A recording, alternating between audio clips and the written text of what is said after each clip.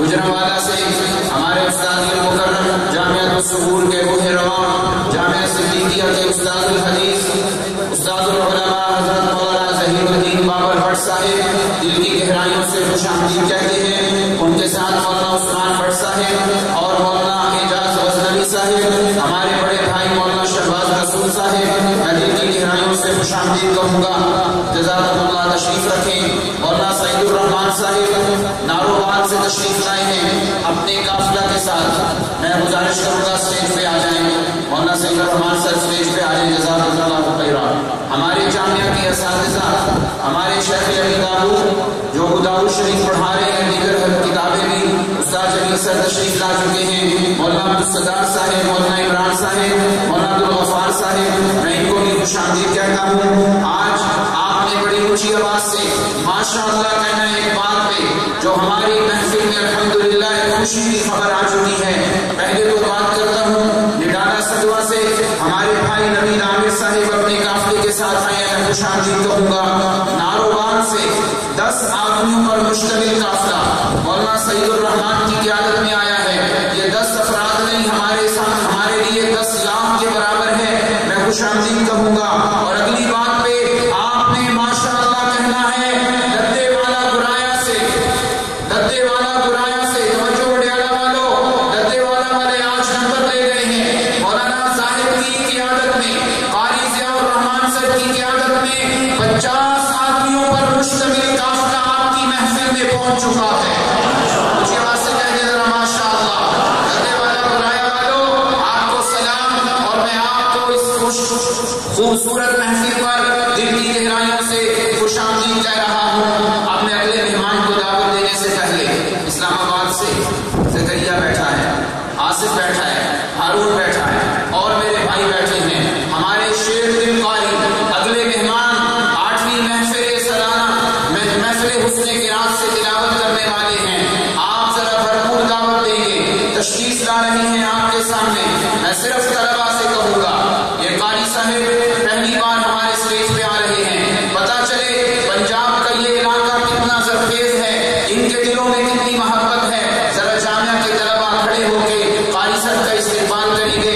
تشریف لا رہے ہیں نجم القراء جناب قاری سلیمان وحید صاحب، اسلام آباد سے تشریف لانے والے ہمارے معزز مہمان.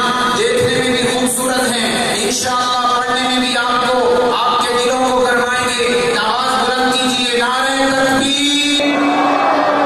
نجم القراء قاری سلیمان وحید صاحب تشریف رکھیں. آج اسلام آباد راولپنڈی جڑواں شہر دونوں شہروں کی نمائندگی آپ کے سامنے اسٹیج پہ ہو رہی ہے. قاری سلیمان وحید صاحب اسلام آباد کے سارے قاریوں کی نمائندگی کرنے والے ہیں، راولپنڈی کے تمام قراء کی نمائندگی کر رہے ہیں. اور آپ بھرپور داد سے ان کی تائید کریں گے اور استقبال کریں گے. تشریف لا رہے ہیں نجم القراء جناب قاری سلیمان وحید صاحب.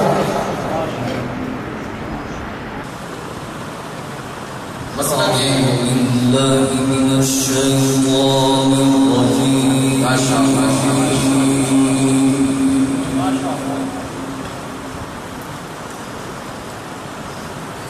بسم الله الرحمن الرحيم.